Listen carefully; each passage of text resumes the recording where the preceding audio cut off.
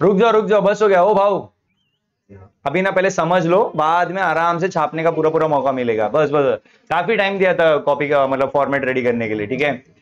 चलो अब सबका ध्यान इधर पे। भाई पहला तो लास्ट लेक्चर में मैंने एक सम स्टार्ट किया था, ऑल पार्टनर इंसॉल्वेंट। अभी तक 2 सम किए थे, एक सम बचा है, वो भी मैं आज बता रहा हूं, तो ध्यान से सुनना। इसमें एक ही चीज नया है जो तुमको समझना है। अच्छा, लेकिन मैंने क्या बताया था, यूजुअली आप क्या करते हो, आप 3 अकाउंट कंपलसरी बनाते हो। क्या क्या? Realisation account, partners capital account, cash bank account, बराबर। ज्यादा पार्टनर्स लोन अकाउंट, ये मैक्सिमम 4 अकाउंट बनते थे, याद है ना। लेकिन ऑल पार्टनर इंसॉल्वेंट वाले सम में 3 तो कंपलसरी है, रियलाइजेशन, पार्टनर्स कैपिटल और कैश बैंक। जितना भी आउटसाइडर लाइबिलिटी रहेगा उनका सेपरेट अकाउंट बनता है, याद है ना। आउटसाइडर लाइबिलिटी समझते हैं ना, जो बाहर वाले, जो क्रेडिटर्स हो गया, बैंक लोन हो गया, बिल्स पेबल हो गया, तो इन सबका अलग से अकाउंट अपने को प्रिपेयर करना पड़ता है। इस क्वेश्चन में अगर तुम देखोगे तो तुमको आउटसाइडर लाइबिलिटी में सिर्फ एक लाइबिलिटी दिया है, कौन सा? पूरा ध्यान स्क्रीन पे रखना और उसी कर्सर को फॉलो करना, ठीक है। तो सन्ड्री क्रेडिटर कितना है भाई? 80,000, ये आउटसाइडर है, तो यहाँ पे लाइबिलिटी में, आउटसाइडर लाइबिलिटी में सिर्फ क्रेडिटर है। अच्छा, जो रानेज लोन है, तो अगर तुम क्वेश्चन ऊपर से पढ़ोगे तो राने, काने, माने आर द पार्टनर्स। समझ में आ रहा है? तो ये जो रानेज लोन है, ये कोई आउटसाइडर है कि पार्टनर है? अच्छा एक मिनट, जब नॉर्मल डिसोल्यूशन कर रहे थे तब हम लोग क्या करते थे, जो पार्टनर्स लोन होता था उसका सेपरेट अकाउंट बनाते थे, याद है। लेकिन ऑल पार्टनर इंसॉल्वेंट के केस में पार्टनर लोन का अकाउंट सेपरेटली नहीं बनेगा, याद रहेगा। पार्टनर लोन सेपरेटली, जो भी पार्टनर लोन है वो उसके कैपिटल में एडजस्ट हो जाएगा। मतलब राने का जो भी लोन है वो उसके कैपिटल के अगेंस्ट में एडजस्ट हो जाएगा। कैसे करना है वो मैं बताता हूं, ठीक है। सबसे पहले और नीचे लास्ट में देख लो क्या बोलते हैं, prepare necessary ledger account to close the books of the firm. और एक चीज भाई, क्वेश्चन पहले पूरा पढ़ लेना, तभी तुमको पता चलेगा कि भाई सारे पार्टनर क्या हो चुके हैं, इंसॉल्वेंट हो चुके हैं, ठीक है। अब देखो क्वेश्चन में फटाफट format, realisation, partners capital, cash, ये तो नॉर्मली अपन हम लोग करते थे। एक एक्स्ट्रा अकाउंट क्या बनेगा, और उसके अलावा ऑल पार्टनर इंसॉल्वेंसी में डेफिशिएंसी अकाउंट एक्स्ट्रा बनता है, याद है ना। चलो स्टार्ट करेंगे। सबसे पहले परंपरा के अनुगत हम क्या करेंगे, ओपनिंग बैलेंस लिखेंगे। तो कैपिटल का बैलेंस देखो, राने और काने का 10,000 और माने का असेट में दिया है। तो जिनका बैलेंस लाइबिलिटी में दिया है उनका क्रेडिट बैलेंस है, और जिसका असेट में दिया है वो डेबिट बैलेंस। तो राने और काने का बैलेंस हम लोग क्रेडिट में जाके लिखेंगे, बाय बैलेंस ब्रॉट डाउन। राने के कॉलम में 10,000 और काने के कॉलम में 6,000। और माने का कैपिटल असेट में दिया है, मतलब विच बैलेंस, तो डेबिट साइड पे 2 बैलेंस ब्रॉट डाउन कितना भाई, 20,000। पहला मेरे को बताओ, कैपिटल का बैलेंसिंग समझ में आया? जिसका लाइबिलिटी में है उसका क्रेडिट बैलेंस, जिसका असेट में उसका डेबिट बैलेंस, ठीक है। अच्छा, उसके अलावा हमने कैश अकाउंट प्रिपेयर किया है। तो कैश का बैलेंस देखो, असेट साइड पे कितना दिया है, असेट का बैलेंस किधर लिखते हैं, तो डेबिट साइड पे 2 बैलेंस ब्रॉट डाउन कितना, 2,000। कोई डाउट है इसमें? ठीक है। अच्छा, उसके बाद आपने क्रेडिटर्स अकाउंट बनाया है, और लाइबिलिटी में चेक करो, क्रेडिटर का भी बैलेंस दिया हुआ है, सन्ड्री क्रेडिटर्स कितना है, समझा ना। अच्छा, लाइबिलिटी शोज विच बैलेंस, तो क्रेडिट साइड पे बाय बैलेंस ब्रॉट डाउन कितना, 80,000। पहला ओपनिंग बैलेंसेस क्लियर है। अब चेक करो सब में कोई रिजर्व, पीएनएल जो पार्टनर्स में बढ़ता है, ऐसा कुछ भी है क्या? अगर होता तो हम उसको पार्टनर्स में बांट देते, बट फिलहाल इस क्वेश्चन में नहीं है।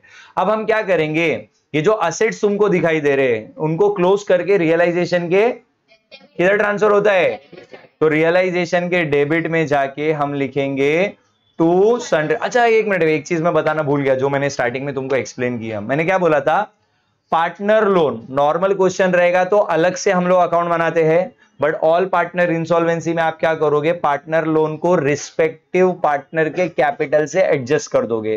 तो बेसिकली क्या करोगे, लोन लाइबिलिटी में दिया है ना, तो उसको कैपिटल के क्रेडिट में दिखा देने का, बाय रानेज लोन। और किसके कॉलम में दिखाओगे, अगेन नॉर्मल सम रहेगा, ऐसा नहीं कर सकते।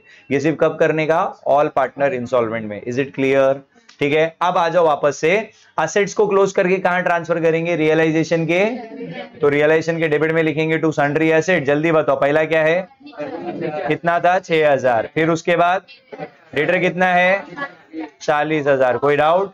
स्टॉक कितना है, 48,000, है ना। और उस नहीं, कैश इधर क्यों आएगा बेटा, कैश तो कैश कॉलम में, कैश अकाउंट में जा चुका है ना। इसका टोटल करो ना, कितना होता है, 90। पहले असेट ट्रांसफर का एंट्री क्लियर है। अच्छा, असेट डेबिट में ट्रांसफर किया, लाइबिलिटी क्रेडिट में आएगा क्या, क्योंकि लाइबिलिटी का यानी कि क्रेडिटर का तुम सेपरेट अकाउंट बना चुके हो, तो क्रेडिटर अब यहाँ पे ट्रांसफर करने की जरूरत नहीं है। अब एडजस्टमेंट पे आ जाओ। ड्यू टू इनएबिलिटी टू पे the creditor the firm is dissolve. देखो क्लियर मेंशन किया, इनएबिलिटी टू पे द क्रेडिटर मतलब आप लाइबिलिटी चुका नहीं सकते हो, इसके लिए फर्म डिसॉल्व हो रहा है। तो बेसिकली कब ऐसा होता है कि जब तुम लाइबिलिटी पे नहीं कर सकते हो? जब तुम इंसॉल्वेंट होते हो। जब क्या होते हैं? इंसॉल्वेंट। तो यहाँ पे सारे पार्टनर इंसॉल्वेंट हो चुके, तभी हम लोग क्रेडिटर पे नहीं कर पा रहे। अच्छा आगे क्या बोलता है? Kane and Mane cannot pay anything and Rane can contribute only 3,000 from his private estate। मतलब उसने प्राइवेट जो भी प्रॉपर्टी वगैरह जो बिका उसमें से 3,000 रुपया उसने पे किया। एक मिनट, अगर एक पार्टनर पे कर रहा है तो फर्म के पॉइंट ऑफ व्यू से लक्ष्य कम्स, तो इसका पहला इफेक्ट हम कहां दिखाएंगे? कैश अकाउंट के डेबिट में। कौन दे रहा है? समझ में आया? और तुमने राने कैपिटल लिखा है तो इसका सेकेंड इफेक्ट राने के कैपिटल के किधर लिखोगे? क्रेडिट साइड पे बाय कैश। किसके कॉलम में? कोई डाउट इसमें? चलो नेक्स्ट एडजस्टमेंट पढ़ो। उसके बाद stock realise 30,000, debtor realise 32 and furniture was sold for ₹2,000। Basically ये तीनों आइटम बिक गया, रियलाइज हो गया।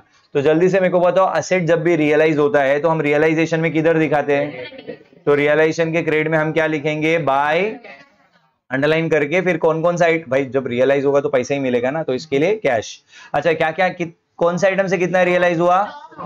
स्टॉक से 30, फिर डेटर से कितना रियलाइज हुआ? स्क्रीन पे देखो 32,000, फिर उसके बाद फर्नीचर से, तो टोटल कितना कैश मिला? 64,000। Is it clear? And tell me, आपने टकले पे कैश लिखा है तो सेकेंड इफेक्ट कैश के एक इफेक्ट क्रेडिट में, तो दूसरा तो कैश के डेबिट में जाके लिखेंगे टू रियलाइजेशन। कितना भाई? 64,000। कोई डाउट है इसमें? अच्छा उसके बाद क्या बोलते हैं? रियलाइजेशन एक्सपेंसेस अमाउंटिंग टू ₹6,000, मतलब खर्चा हुआ। अब जल्दी बताओ खर्चा किया तो कहां रिकॉर्ड करने का? रियलाइजेशन के डेबिट में। तो डेबिट में जाके लिखेंगे टू, भाई जब भी खर्चा करोगे तो पैसा जाएगा ना, तो टू कैश अकाउंट, ब्रैकेट में मेंशन करना रियलाइजेशन एक्सपेंसेस और कितना खर्चा हुआ है। एंड जल्दी बताओ, कैश लिखा तो इसका सेकंड इफेक्ट किधर आएगा? कैश के बाय रियलाइजेशन 6,000। बोलो कोई डाउट है? पक्का? ठीक है, ये सम जो लास्ट लेक्चर में 2 सम किया था उसके मुकाबले काफी आसान है। ठीक है, क्यों आसान है उसका रीजन समझाता हूं। मैंने क्या बोला था? ऑल पार्टनर इंस्टॉलमेंट में सबसे इंपॉर्टेंट क्या आता है? लाइबिलिटीज का पेमेंट।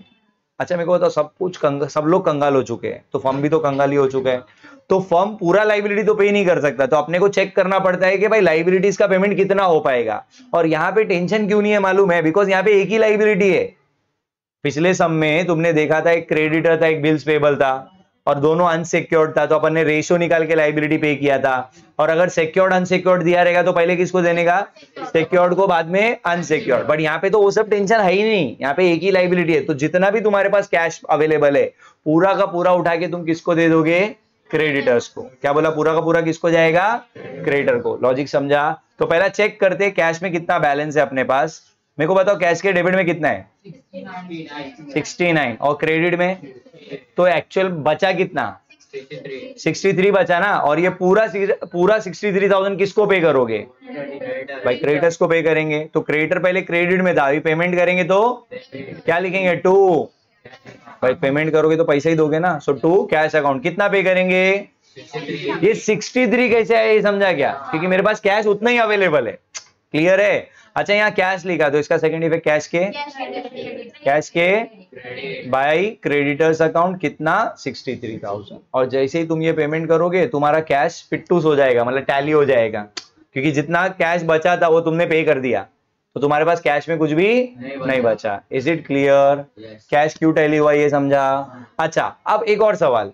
क्रेडिटर था 80, आपने पे कितना किया? मतलब क्रेडिटर में अभी भी 17,000 का बैलेंस बच रहा है, तो ये बैलेंस किधर डालोगे? लास्ट लेक्चर में बताया था, लाइबिलिटी में अगर डिफरेंस बच जाएगा उसके सामने डेफिशिएंसी लिख देने का। क्या लिख देने का? एंड टेल मी, अगर तुमने यहाँ डेफिशिएंसी लिखा है तो इसका सेकंड इफेक्ट डेफिशिएंसी के बाय क्रेडिटर्स अकाउंट 17,000। कोई डाउट है? अच्छा नेक्स्ट पॉइंट। अब लाइन से रियलाइजेशन और कैपिटल बचे हैं उनको भी क्लोज कर देते हैं। पहले रियलाइजेशन का कौन सा साइड ज्यादा दिख रहा है तुमको? ऑब्वियसली डेबिट में कितना है? 1 लाख है और यहाँ 64 है, तो बचा कितना? 36। रेशो क्या दिया है क्वेश्चन में जरा देखो, कुछ रेशो बोला है क्या? नहीं बोला है ना, मतलब इक्वल है। तो इक्वल पार्टनर है तो तीनों में राणे, काने और माने, 12,000 12,000 और ये इक्वली कैसे बांटा समझ में आया ना। अच्छा अब जल्दी से बताओ, टकले पे तुमने कैपिटल लिखा है तो ये लॉस का सेकंड इफेक्ट किधर आएगा? कैपिटल के डेबिट में क्या लिखेंगे? टू रियलाइजेशन, ब्रैकेट में लॉस ऑन रियलाइजेशन, कितना कितना? 12,000 12,000 12,000। Is it clear? अभी पार्टनर को क्लोज करते हैं। राणे का डेबिट में 12,000 है, क्रेडिट में कितना है? 33,000 बड़ा है तो दोनों साइड 33 लिखेंगे। 33 में से 12 गया तो बचा कितना? अच्छा डिफरेंस इस साइड क्यों लिखा मैंने? डिफरेंस हमेशा लोअर साइड। अच्छा काने का यहाँ पे 12 है, यहाँ पे 6 है, तो क्या बड़ा है भाई? डेबिट साइड बड़ा है ना, और 12 में से 6 गया तो बैलेंस, इसका बैलेंस इस साइड क्यों आया? Lower side. अच्छा तीसरा पार्टनर यहाँ पे कितना है? यहाँ पे कितना है? तो बचा कितना? और डिफरेंस हमेशा लोअर साइड, तो इसका डिफरेंस इस साइड आएगा। अब सुनो ध्यान से, डिफरेंस भले ही डेबिट में आए क्रेडिट में आए फर्क नहीं पड़ता, कैपिटल के डिफरेंस को भी इस सम में कहां डालोगे? नॉर्मल सम में कैपिटल का डिफरेंस कैश में जाता है, बट ऑल पार्टनर इंसॉल्वेंट वाले में कैपिटल का डिफरेंस डेफिशिएंसी में जाएगा। कहां जाएगा? अब सुनो, अब तुमने डेफिशिएंसी लिखा है तो इनका सेकंड इफेक्ट डेफिशिएंसी में दिखाना पड़ेगा ना। सेम साइड दिखाओगे अपोजिट साइड, यानी कि ये जो 21,000 दिख रहा है ये डेबिट में दिख रहा है राणे का, तो ये किधर जाएगा? क्रेडिट में बाय रानेस कैपिटल 21, और ये दोनों क्रेडिट में दिख रहे हैं तो इनका तो टू काने एंड टू माने। एंड फाइनली इसके बाद तुम्हारा जो डेफिशिएंसी है वो टल्ली हो जाएगा। कोई डाउट, शंका पंका आशंका निशंका दुशंका विशंका कुछ भी है क्या? फटाफट छाप के खत्म करो।